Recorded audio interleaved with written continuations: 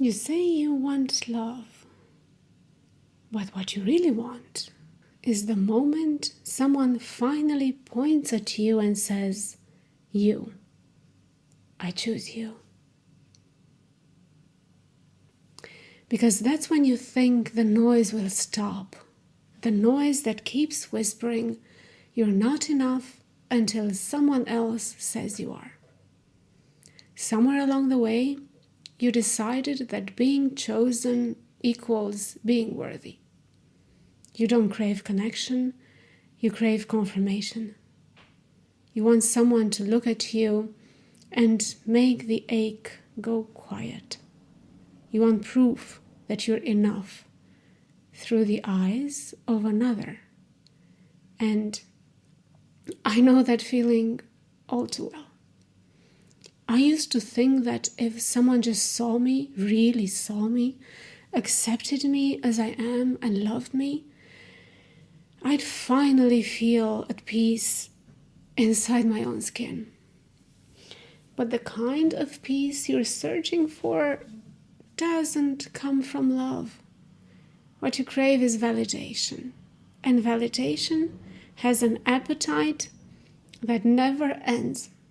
You can feed it compliments, attention, entire relationships. It will eat through all of it and still whisper, "Pick me again, tell me again that I matter." That's not love. It's addiction dressed up as romance. We grow up believing love is the prize, that if we're picked, it means we won the game. But what if you're not trying to win? What if you're just trying to stop losing? You chase people who hand you crumbs, because crumbs at least prove you still exist. You tell yourself you're patient, that they'll come around, but really you're starving and trying to convince yourself it's a feast. And they never come around, do they? They never did in my story. Most probably not in yours either. You call their mixed signals mystery and their silence depth. You mistake attention for affection, and you confuse being wanted with being valued. And then you call it chemistry and spark. But what you're really feeling is anxiety, the adrenaline rush of maybe this time I'm enough. It's not love you want. It's release from the constant hum of self-doubt. You don't want to be held. You want to be proven right. You want someone to finally cancel out the story in your head that says you're too much or not enough or somehow both at once. Tell me I'm wrong. Here's the part that stings even worse. Each and every one of us will get picked at some point if we just allow it. But even when you do get picked, it won't heal you. It won't satisfy you. It just won't stop the craving. You'll never trust it. Every "I love you" will come with a question mark. Every silence will feel like rejection. Every conflict will sound like abandonment. You can't build real intimacy on the need to be rescued from yourself, because no matter how much love they give, you'll always wonder when they will change their mind. So you keep auditioning, you keep performing, you put out the cool version or the chill version or the low maintenance one. You think if you shrink yourself just right, someone will finally say, you're the one. And then you wonder why you still don't feel loved, even when they love you. It's because you're not trying to be loved. You're trying to survive rejection and to control pain by earning what should have been naturally given from the start. That hunger to be picked It doesn't come out of nowhere. It starts young. Maybe you had to earn affection growing up. Maybe love only came when you achieved, behaved, or made yourself useful. You learned that approval was safety, and you've been chasing safety ever since. Now, as an adult, you call it attraction. But really, it's familiar pain recycled. Every time you chase someone who withholds, you're reenacting the moment you weren't chosen before. You're trying to rewrite that scene to finally win it.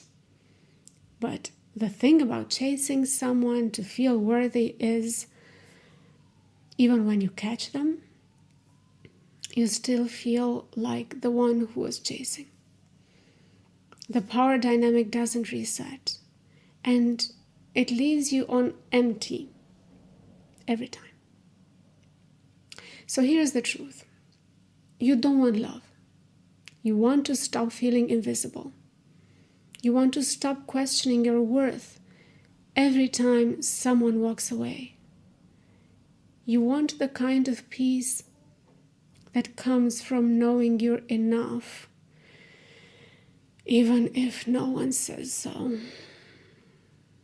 And the brutal irony is, you only get that peace after you stop chasing it. Because the moment you stop begging to be picked, you become the one who picks. You start choosing who gets access and whose energy you allow, whose attention actually feels safe. You realize love isn't a price you have to fight for. It's a partnership. When you choose yourself first, you stop being terrified of being alone. And when you're not terrified of being alone, you finally have the power to choose love instead of chasing it. Let me tell you what that shift looks like. Because it's not glamorous, it's quiet, maybe even boring, or even worse, disappointing. You stop checking your phone every 10 minutes. You stop making excuses for people who give you less than they promised. You stop trying to read between the lines because you finally realize if it's love, it won't be cryptic. You start saying no because you value your own peace more than someone else's potential. Also, very important, you won't say no as a power move, but as self-respect. That's when you know you're healing, when rejection stings but doesn't define you. And, rejection always stings, no matter how okay you are with yourself. We're only human after all, my friends. You'll know you're better when silence doesn't mean you did something wrong. When you can want someone deeply and still walk away if it costs your sanity. Choosing yourself doesn't mean closing off like I did for such a long time to protect myself. It means refusing to confuse attention with care. It means being so rooted in your own worth that someone's absence doesn't shake it. You don't need to be picked to feel worthy. You just need to stop abandoning yourself every time someone else doesn't see your value. Because real love, the kind that lasts, doesn't come to fill a void. Validation tries to do that, but that void is a black hole. Real love grows from the joy of being known. And when you build your life from that place of I already belong to myself, you stop chasing, you stop proving, and you start attracting what's already aligned with the real you, not the performance you.